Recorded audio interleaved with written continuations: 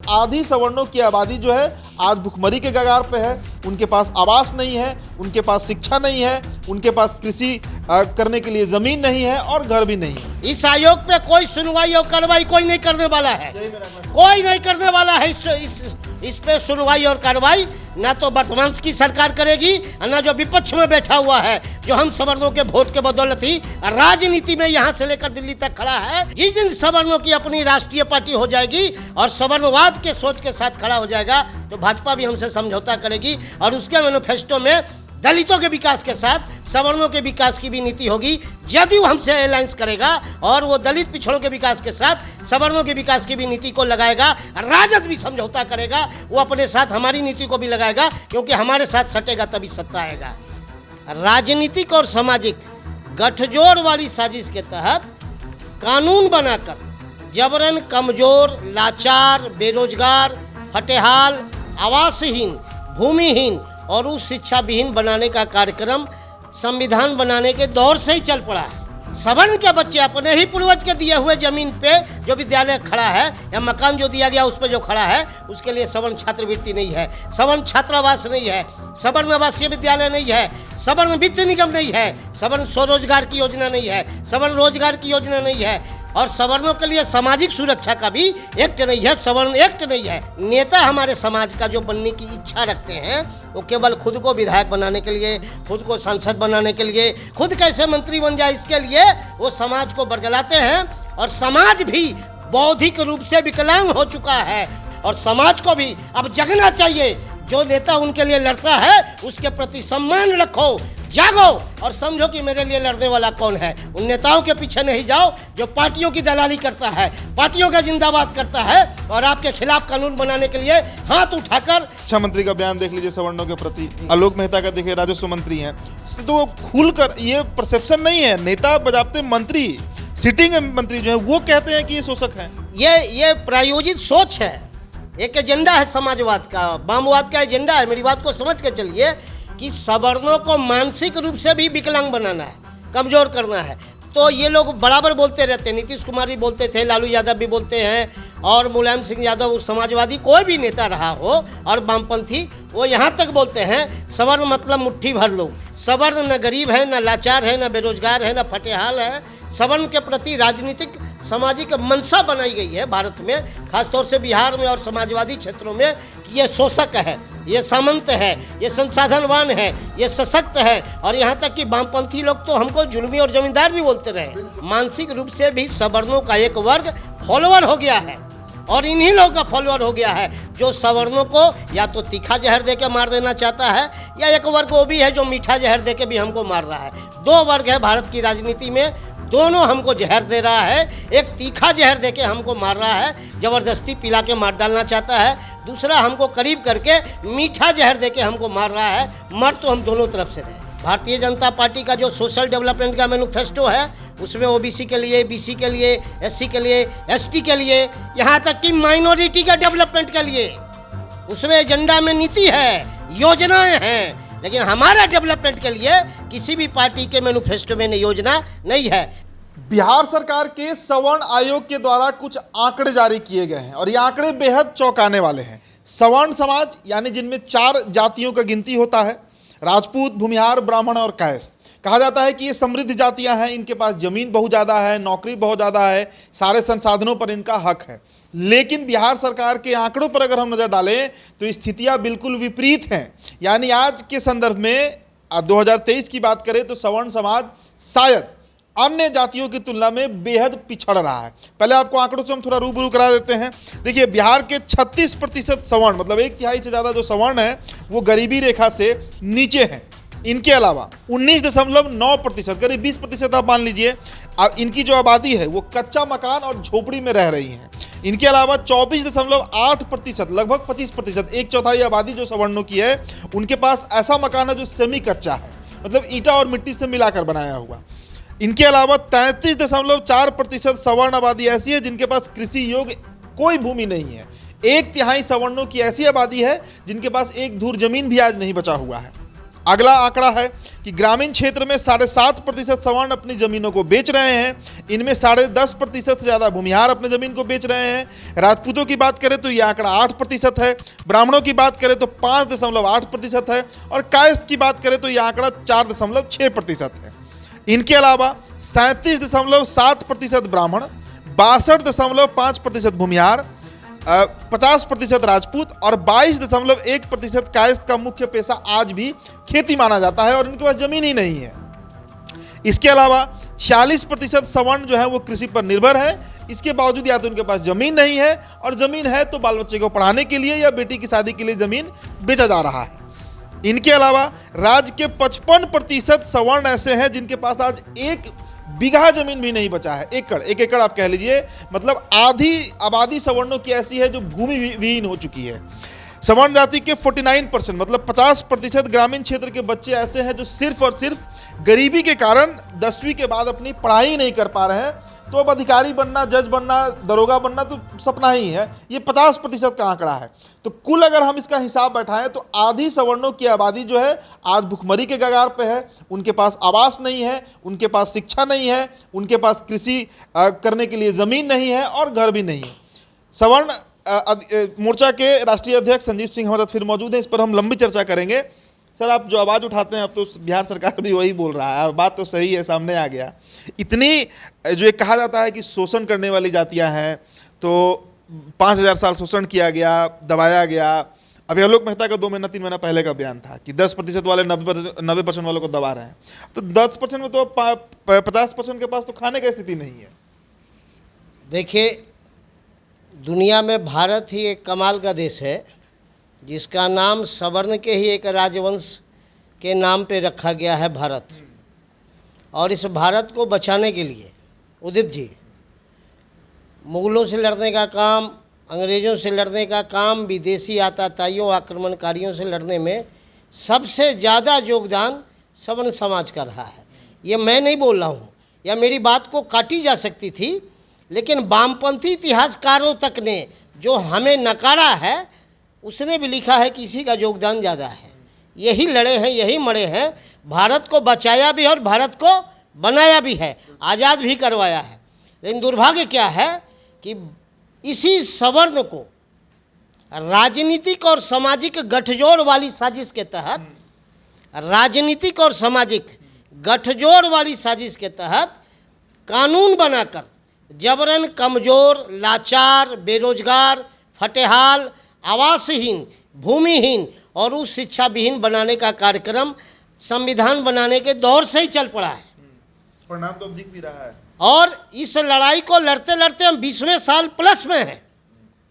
जिस समय हम लोगों ने इस लड़ाई को लड़ना शुरू किया कि देश का सवर्ण गरीब है, लाचार है, बेरोजगार है, उसके लिए भी कानून और योजनाएं होनी चाहिए, बजट उसके लिए बनना चाहिए, बजट में हिस्सेदारी होनी चाहिए।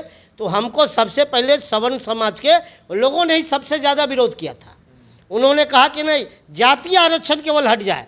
हमने कहा भारत में जातीय आरक्षण हटाने वाला जमात या राजनीतिक दल का मिजाज नहीं है। हमें तो बराबरी का कानून और योजना चाहिए।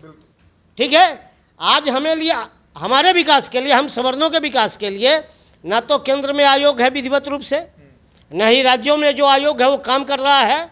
ठीक है, बिहार में जो 2011 में जो आयोग बना वो भी विचित्र तरीके से बनाया गया। हम लोग लड़ाई लड़ रहे थे यहाँ, धरना प्रदर्शन, उस समय इनकम टैक्स पे धरना प्रदर्शन चलता था, आर ब्लॉक पे हम लोग धरना प्रदर्शन करते थे। और भाजपा जदयू मिलके 5 टर्म का 2005 से 10 तक का शासन एक साथ कर चुका था। लेकिन नीतीश कुमार, उन्होंने कहा कि हमारा एजेंडा अलग होगा और भाजपा अपना एजेंडा अलग बनाए, दोनों अपना अपना मैनिफेस्टो अलग बनाए। सीपी ठाकुर इसमें प्रदेश अध्यक्ष थे बीजेपी के, और उधर ललन बाबू थे बने हुए। ठीक है, तो हम लोगों ने दोनों से आग्रह किया, धरना प्रदर्शन भी करते थे और आग्रह भी करते थे कि आप अपने मैनिफेस्टो में सभी योजनाओं के साथ सवर्णों की सर्वेक्षण के लिए भी, उसके विकास के लिए भी सवर्ण आयोग का गठन करेंगे, एक एजेंडा को कम से कम शामिल करो। मेरा 13 पॉइंट है, उसमें से कम एक एजेंडा को शामिल करो। आप सर्वेक्षण करके बाकी का पॉइंट को आप शामिल करना। बड़ी मुश्किल से पहले बीजेपी ने शामिल किया, उस बैठक में तो बीजेपी के कई नेता भी हमारे साथ बैठे। बाद में जब बीजेपी ने शामिल कर लिया तब ललन बाबू और उसकी टीम ने भी कहा कि जब बीजेपी कर लिया है तो चलो हम भी कर लेते हैं, और बिहार में आयोग का गठन हुआ। आज बता रहे हैं, आज तो रिपोर्ट मीडिया दिखा रही है सवर्ण आयोग, लेकिन विधिवत रूप से यही नीतीश कुमार बनाने के क्रम में भी हम लोगों को तीक्ष्ण और अलग दिखलाने के लिए उस आयोग का नाम रखे हुए हैं ऊंची जाति का राज्य आयोग। सवर्ण आयोग नाम नहीं है उसका, ऊंची जाति का राज्य आयोग नाम है। और विधिवत रूप से उस आयोग को नीतीश कुमार अपने कार्यकाल में इतने दिनों में चलने ही नहीं दिया। पहला टर्म जो बना, जिसमें कि त्रिवेदी जी अध्यक्ष बने थे और नरेंद्र सिंह जी उसके मेंबर थे, बहुत सारे लोग थे, श्री कृष्ण सिंह पूर्व विधायक भी मेंबर थे, ठीक है, संजय मयूख भी मेंबर बनाए गए थे बीजेपी की ओर से। इन लोगों का जो टर्म रहा, उस टर्म में हम लोग सवर्ण आयोग में जाते थे, ऊंची जाति के राज्य आयोग में जाते थे और कहते थे कि हमारे शिक्षा के क्षेत्र में आप सर्वेक्षण कर लो, हमारे यहाँ शिक्षा विहीन होता जा रहा है समाज, उस शिक्षा विहीन होता जा रहा है। हायर एजुकेशन पढ़ने की शक्ति अब सवर्णों में नहीं है। ज़मीन बेचते बेचते वो थक गया, अब उसके पास ज़मीन ही नहीं है जिसको बेच के वो अपने बच्चे को उच्च शिक्षा दिला सकता है। इसीलिए उस शिक्षा सवर्णों की कम होती जा रही है। आप सर्वेक्षण करो। हम ये भी कहते थे कि इंदिरा आवास उस समय आया करता था, आज तक तो प्रधानमंत्री आवास आता है। इंदिरा आवास, उस इंदिरा आवास में सवर्णों को सरकार मान चुकी है कि सवर्ण न गरीब है, न लाचार है, न बेरोजगार है, न फटेहाल है। सवर्ण के प्रति राजनीतिक सामाजिक मंशा बनाई गई है भारत में, खासतौर से बिहार में और समाजवादी क्षेत्रों में, कि ये शोषक है, ये सामंत है, ये संसाधनवान है, ये सशक्त है। और यहाँ तक कि वामपंथी लोग तो हमको जुल्मी और जमींदार भी बोलते रहे। बिल्कुल। अभी तो भाई ठीक है, अभी तो जब से सत्ता परिवर्तन हुआ पिछले बार 9 अगस्त से, उसके बाद आप शिक्षा मंत्री का बयान देख लीजिए सवर्णों के प्रति, आलोक मेहता का देखिए, राजस्व मंत्री हैं, इससे तो खुलकर ये परसेप्शन नहीं है। नेता बजाते मंत्री, सिटिंग मंत्री जो है वो कहते हैं कि ये शोषक हैं। ये प्रायोजित सोच है, एक एजेंडा है समाजवाद का, वामवाद का एजेंडा है। मेरी बात को समझ के चलिए कि सवर्णों को मानसिक रूप से भी विकलांग बनाना है, कमजोर करना है। तो ये लोग बराबर बोलते रहते हैं, नीतीश कुमार भी बोलते थे, लालू यादव भी बोलते हैं, और मुलायम सिंह यादव, समाजवादी कोई भी नेता रहा हो और वामपंथी, वो यहाँ तक बोलते हैं सवर्ण मतलब मुट्ठी भर लोग, सवर्ण मतलब चुटकी भर लोग, सवर्ण मतलब औकात विहीन लोग। ये इन लोगों की मानसिकता की परिभाषा रही है।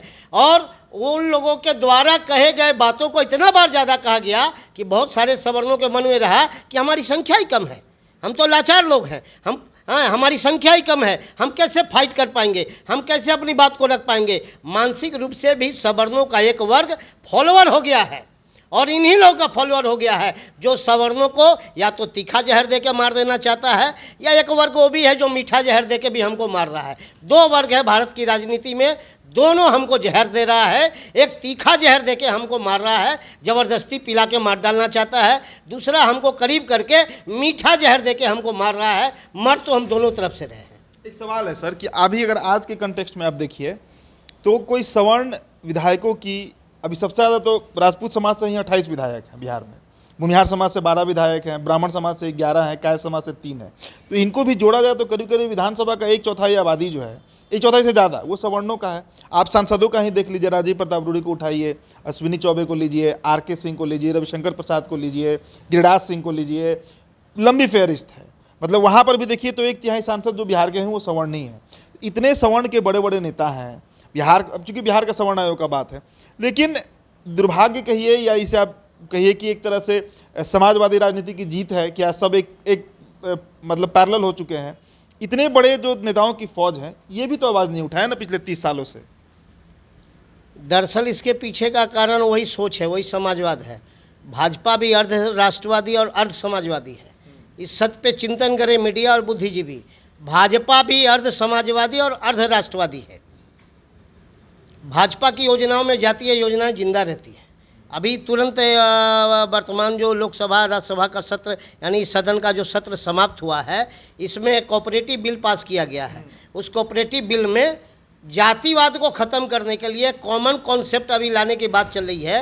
यूनाइटेड सिविल कोड, सामान्य नागरिक संहिता का जो बिल आने की बात है, तो भाई जब सामान्य नागरिक संहिता का ही बिल लाने वाले हो तो सबको बराबर की योजना मिलनी चाहिए, सबको बराबर का कानून मिलना चाहिए। ये तो हो नहीं रहा है।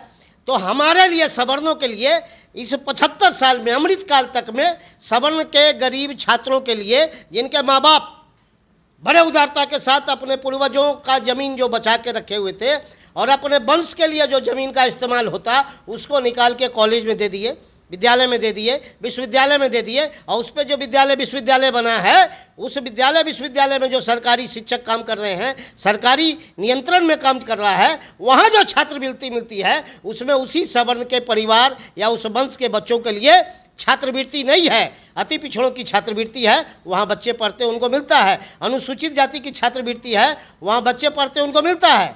लेकिन सवर्ण के बच्चे अपने ही पूर्वज के दिए हुए ज़मीन पे जो विद्यालय खड़ा है या मकान जो दिया गया उस पर जो खड़ा है, उसके लिए सवर्ण छात्रवृत्ति नहीं है, सवर्ण छात्रावास नहीं है, सवर्ण आवासीय विद्यालय नहीं है, सवर्ण वित्त निगम नहीं है, सवर्ण स्वरोजगार की योजना नहीं है, सवर्ण रोजगार की योजना नहीं है, सवर्ण वित्त निगम नहीं है, और सवर्णों के लिए सामाजिक सुरक्षा का भी एक्ट नहीं है, सवर्ण एक्ट नहीं है, न सवर्ण बजट है देश में। सवर्णों के लिए ना तो योजना है और न ही इस योजनाओं के लिए बजट है। इसको तो उदीप जी प्रायोजित रूप से, चाहे किसी भी की सरकार हो, सवर्ण जिसको वोट देकर जिता दे, चाहे वो गवर्नमेंट हो, या सवर्ण जिसके खिलाफ जाकर उसकी सरकार को गिरा दे, या उसके खिलाफ भी जाके अगर वो यदा कदा बन जाए, वो सरकार भी हो, वो कानून बनाती है और योजनाएं बनाती है कि उस कानून और योजना से सवर्ण कमज़ोर हो जाए, लाचार हो जाए, बेरोजगार हो जाए, फटेहाल हो जाए, आवासहीन हो जाए, भूमिहीन हो जाए, उस शिक्षा विहीन हो जाए। और इस सोच के साथ पूरे देश में, राज्यों में और ख़ासतौर से समाजवादी क्षेत्रों में तो काम हो रहा है। और उसी का परिणाम है कि बिहार का सवर्ण आयोग का रिपोर्ट, हम लोग जो चिल्ला चिल्ला कर 20 सालों से बोल रहे हैं कि सवर्णों के लिए योजनाएं बनाई जाए, बजट दी जाए, बराबरी का हक अधिकार दिया जाए, आज उसी का रिपोर्ट है कि जो बातें हम लोग सड़क पे बोल रहे थे, आज आयोग का रिपोर्ट सामने आया है। लेकिन एक बात और उदीप जी, एक बात और, इस आयोग पे कोई सुनवाई और कार्रवाई कोई नहीं करने वाला है, कोई नहीं करने वाला है।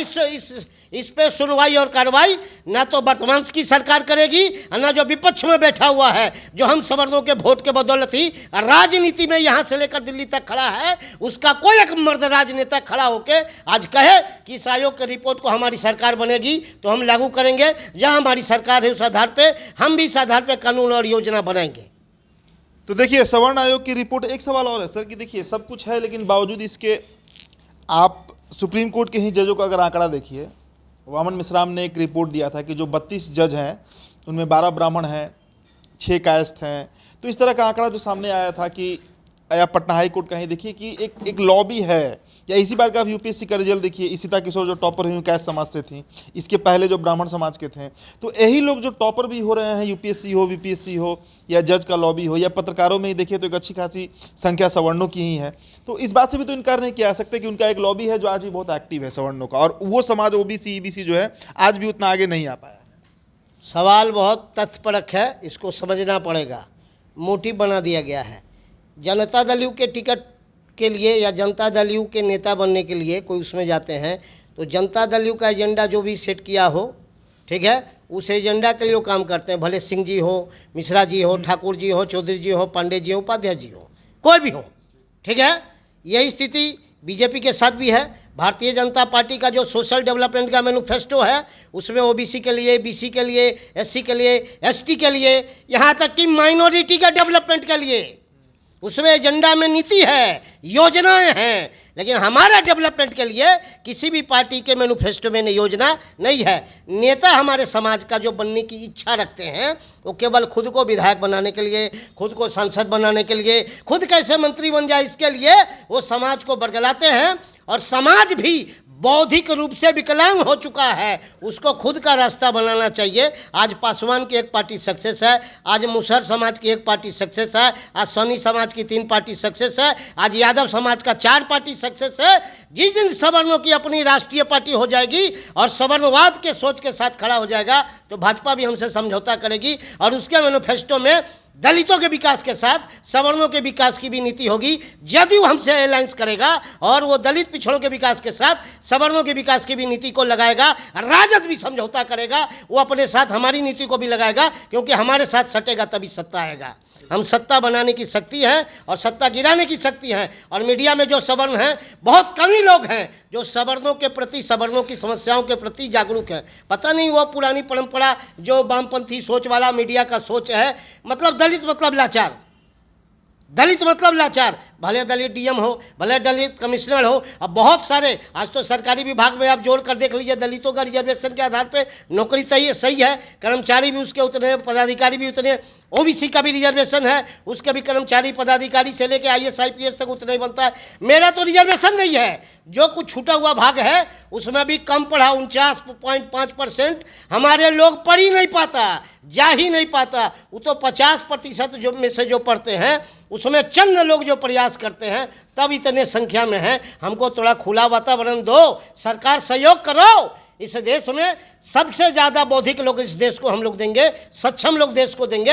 हमको जान के कमज़ोर, लाचार, बेरोजगार कानून के माध्यम से नहीं करो, चाहे केंद्र की सरकार हो या राज्यों की सरकार। और समाज को भी अब जगना चाहिए। जो नेता उनके लिए लड़ता है उसके प्रति सम्मान रखो, जागो और समझो कि मेरे लिए लड़ने वाला कौन है। उन नेताओं के पीछे नहीं जाओ जो पार्टियों की दलाली करता है, पार्टियों का जिंदाबाद करता है और आपके खिलाफ कानून बनाने के लिए हाथ उठाकर समर्थन जाहिर करता है। जब तक ऐसे लोगों का साथ देते रहेंगे, आप खामोश मुद्रा से साथ देंगे, कभी आपके लिए नीति योजना नहीं बनेगी, आप ऐसे ही कमजोर लाचार होते रहेंगे।